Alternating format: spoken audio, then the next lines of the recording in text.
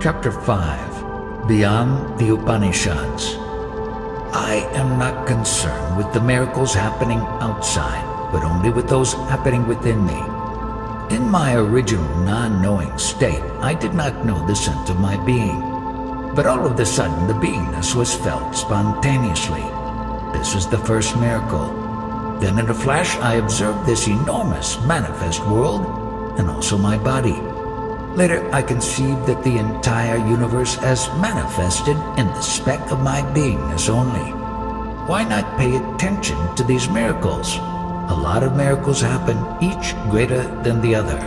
But what about these ones, I repeat?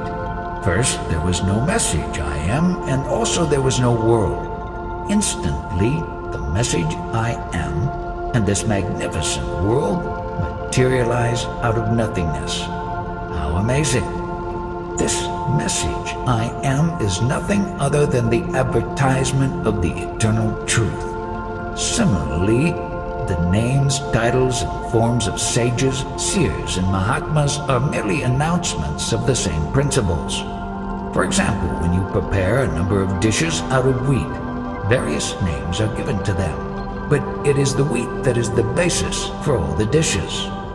To stabilize me in this eternal principle, my guru initiated me by pronouncing the sacred words Tatvamasi, which means I am that. From that moment onwards, I lost all interest in worldly affairs. These sacred words are called the Mahavakya, which is a profound statement charged with sublime meanings. What does I am that mean? The word that in the statement refers to everything that is in the totality. Can one get an inkling of the eternal state from any experiences obtained through the body and the world? Certainly not. It is a non-experiential state. Prior to experiencing what was my state, who was there to reply to this? This is to be understood. In that primordial state, I had no information about myself. Now a form, together with the information I am, is impressed on me. You want to be told about this state and you want a name for it. If so, call it by the names Parabrahman or Paramatman. But to whom is the name given? To that me, who did not have a form and the self-information I am. You think you are wise and a yoni and take pride in it. But do you ever think how and why you are in this experiential state? Just ponder on this. A lifeless, puny ant was lying on the ground, almost invisible. While I looked at it, it showed signs of life, and all of a sudden a formidable lion emerged out of it. How can I take such a lion as real? On similar reckoning, how can I take the world as real? All this creation and that which is called God are worshipped, but since when? That God emanated from the fluid energy and assumed a form. Though it is honored and revered, it is the product of spit, is it not? Prior to my assuming a body form, I had no information as to who or from when or where I was. But the moment my guru aroused me with a call, everything was revealed. This beingness of mine, the experiential state, is mean, low, and despicable. The tiny ant referred to earlier was nearly dead. It had a fluid form as a result of emission. Out of its wetness and fluid energy sprang the lion. This fluid was nothing but something like spit. Out of the same fluid energy, a body, form assumed a shape, and it turned out to be a dwelling place for the beingness. That is the state of love to be. For that matter, whatever is created has the wetness of self-love, the love to be, as its basis. The very wetness is also capable of manifesting itself into the entire movable and immovable world. In the body dwells the fluid energy, and in the fluid energy dwells a latent body. This fluid energy is ethereal, subtle, and most potent. If you have any questions on this topic, please ask. How can I go beyond the state of witnessing? Your question is irrelevant. What did I tell you? out of the spit the self-love has taken a form. In the space of self-love manifests the entire universe, which is throbbing and pulsating with the same principle. I have expounded this subject fully, and you ask a question not pertinent to it. I have been explaining to you as to what you are, and you have jumped to witnessing. Did you comprehend that this source of beingness is the spit, and that it is despicable? Yes. Do you know that your beingness is unreal, unworthy, lowly, and a cheat? This beingness which prompts you to think, I am like this and I am like that, is illusory and fraudulent. When one is a witness, it does not mean that one is like this or that. At present, you are not a witness. The question is, what is your present condition? What are you? You want to show off by saying that you are a witness. How was I in the absence of the message I am, that is prior to beingness? I provided you with name tags for that state. These titles are Parabrahman or Paramatman, etc. They are only pointers to the state, but not the state itself. And the ultimate, they are redundant, extraneous, and bogus. Beingness is the witness, and I know there is something beyond. Therefore I ask a question, how to go beyond. I am discussing about the beingness and its source, so also about the source of the body and the world, while you are talking about the world and its witnessing from the state of beingness. The subject matter of the talk is that people believe in miracles. What I am saying is that there is no greater miracle than I experiencing the world. The primary miracle is that I experience of I am in the world. Prior to this experiencing, I abided in myself, in my eternal absolute state. The titles mentioned earlier referred to this state. I have understood, but a little more explanation would be welcome. Still more explanations. Then am I not justified in saying that your head is full of sawdust? After meeting my guru, I gave up running after various sages and other gurus and directed my attention wholly upon myself. Only if my beingness is there can the existence of sages and gurus arise.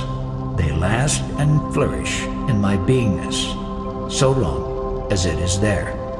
Without my beingness, that is, without the message I am, my eternal absolute only prevails. That is precisely what I wanted to ask when I said beyond the witness. I am precisely telling you about my state. I am not giving you any other information. Probably you want to acquire knowledge for display and become a pseudo guru.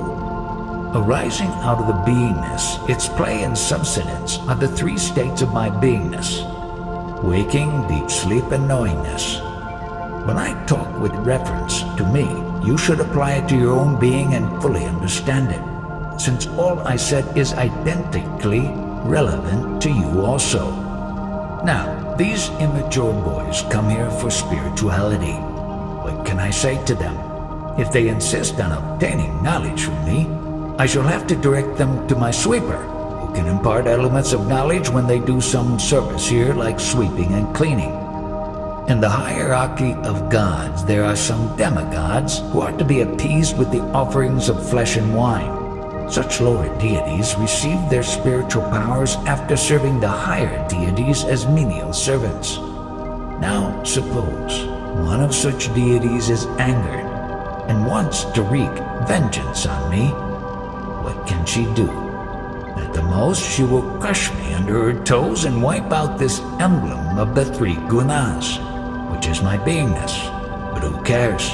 Because I, the Absolute, ever remain untouched.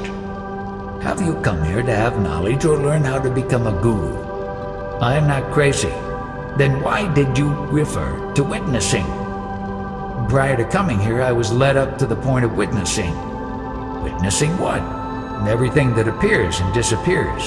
For the purpose of witnessing that fluid, the beingness must be there. Yes. Then where is the question of witnessing and witnessing what?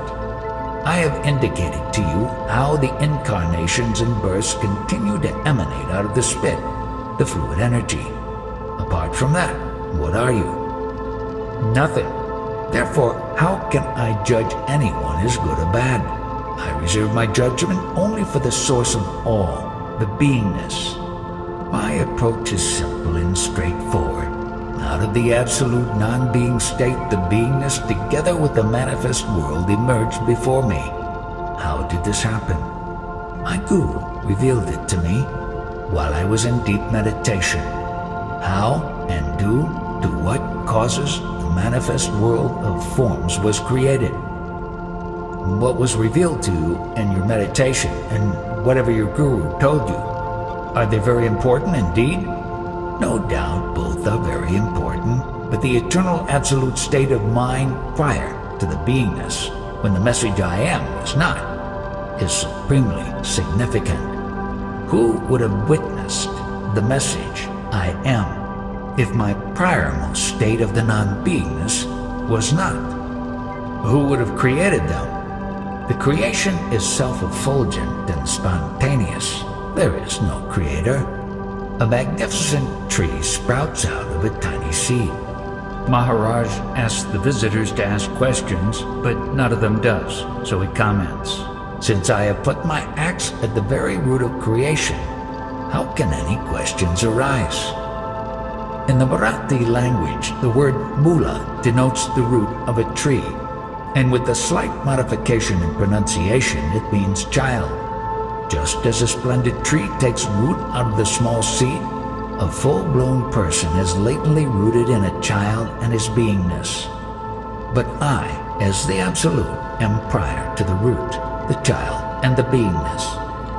You eat different items of food to sustain yourself, which is your childhood principle, the beingness. When it disappears, you will be termed dead. Actually, what are you protecting from death? It is the basic child beingness, the root. With the emergence of the child begins the first day of experiencing. Is the state prior to beingness experienced consciously by Maharaj? In that state, I alone prevail without even the message I am. There are no experiences at all. It is the non-experiential eternal state.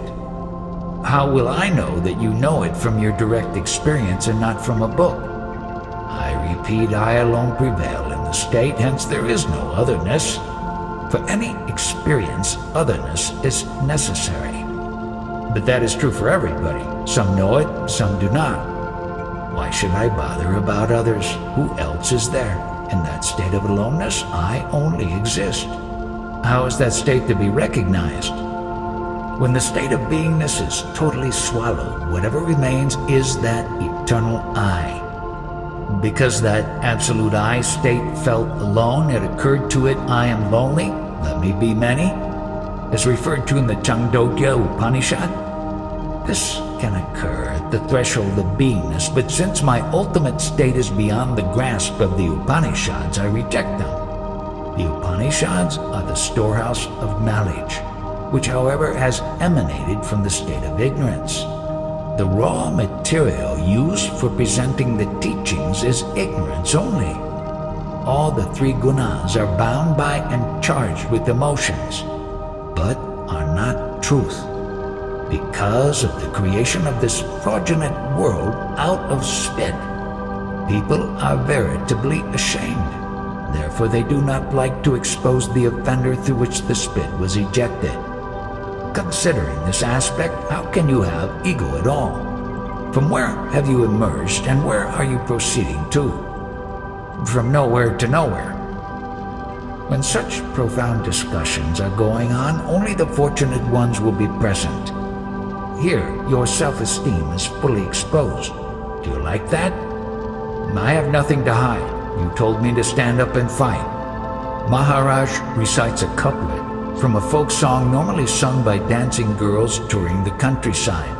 The song, with deep meaning, was composed by a famous sage some centuries back.